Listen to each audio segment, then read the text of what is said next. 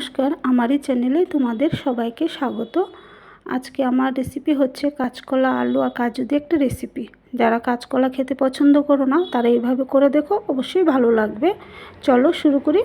তার জন্য প্রথমে কাঁচকলাগুলিকে আমি ধুয়ে এভাবে একটু হালকা জলে, বেশি দেবো না জল, আর একটু নুন হলুদ দিয়ে সেদ্ধ করে নেব। বেশি করব না, যখন ফুট আসবে নামিয়ে নেব। নামিয়ে নেওয়ার পর যে আলু আর কাঁচকলাগুলিকে একটু ভেজে নেব। ভাজার পর আমার মশলা লাগবে, এই মশলাগুলি লাগবে। এখানে একটু আদা, অল্প সামান্য পরিমাণ আদা পেস্ট করে নিয়েছি, আর কাঁচা লঙ্কা আমি এখানে চিড়ে রেখেছি 4টে। তোমরা চাইলে কমও দিতে পারো, বেশিও দিতে পারো। তো দেওয়ার পর আমি এখানে যে কালো জিরে দিয়ে সব ভাজা ভাজা করে নিয়েছি। করার পর জিরে ধনে গুঁড়োটাও দিয়ে দিয়েছি।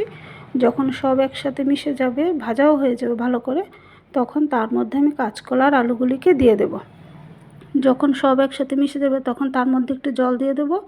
আমি ভাজার সময় নুন দিয়েছিলাম, সেই জন্য নুনটা আমি দেখিয়ে দিয়েছি। আর কাঁচকলাগুলিতে আগেই সেদ্ধ, বেশি একটা সেদ্ধ লাগবে না। তার মধ্যে কাজু পেস্টও দিয়ে দিয়েছি, আর একটু সামান্য গরম মশলা দিয়েছি। খেতেও ভালো লাগে,